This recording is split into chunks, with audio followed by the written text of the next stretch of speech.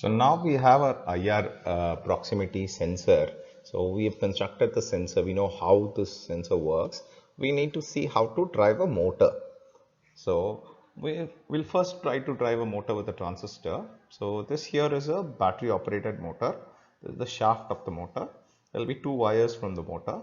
In some cases they might be in other colors. Here I have it red and black. So when you connect this red to the positive of the battery and the black to the negative of the battery, this motor will run in one direction.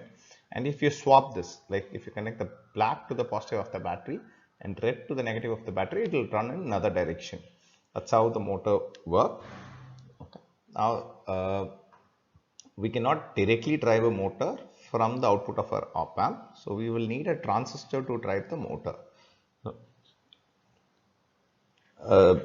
So we'll also have to resist the amount of current flowing into the base of the transistor. So we'll use a resistor there.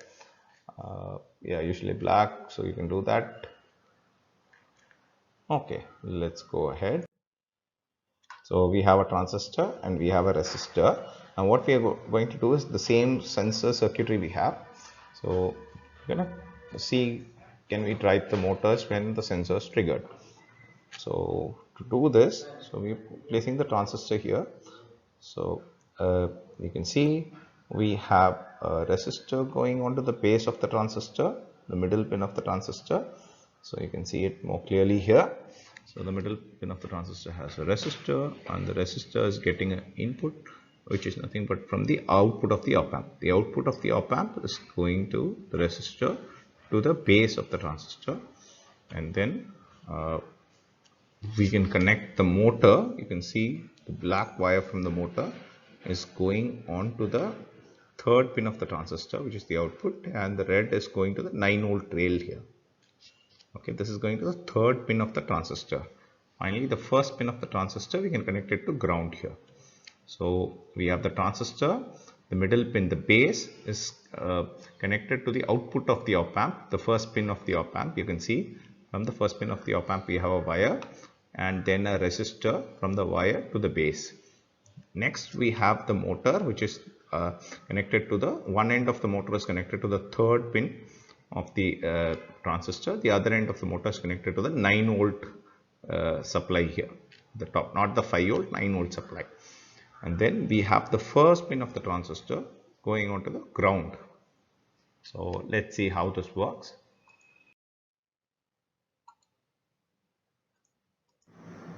So see, now the motor is not running. So when there is an obstacle detected, the motor is running. When there is no obstacle, the motor is not running.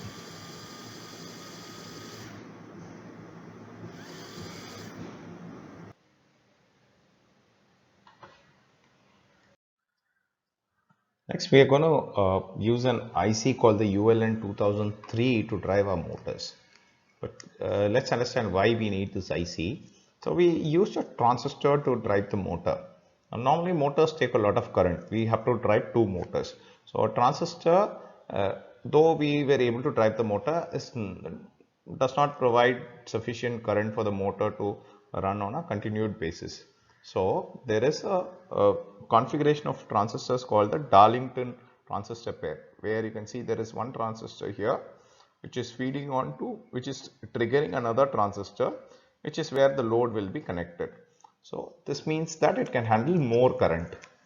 Now ULN 2003 is an IC which has 7 such pairs of Darlington transistors inside it, inside a IC, which means that we don't have to construct any laborious circuits to control our two motors. So we'll go and use the ULN 2003 directly. So you can look at the pin diagram for the ULN 2003. You have input pin.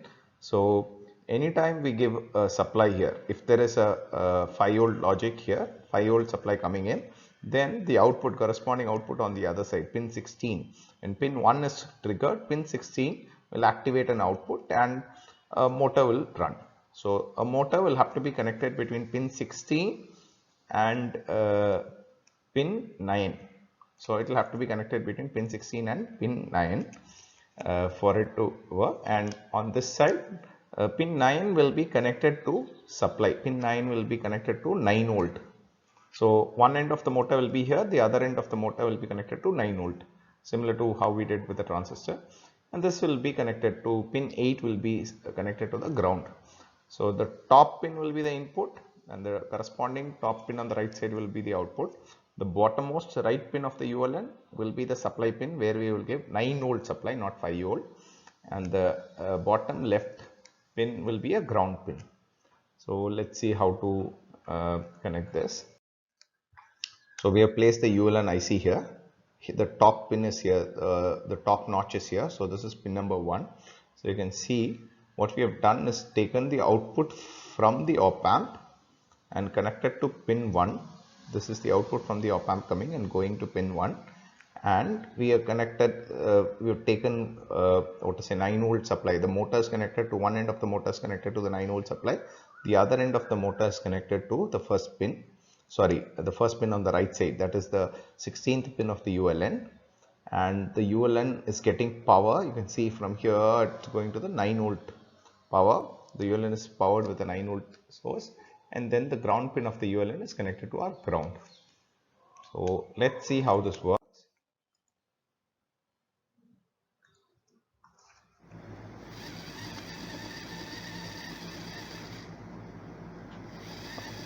So you can see it works like it did with the transistor. So now we have mechanisms to drive the motor. So we have the sensors and we have the motor driver in place. We'll have to figure out the logic for building the line follower, which we'll do in the next part. Thank you.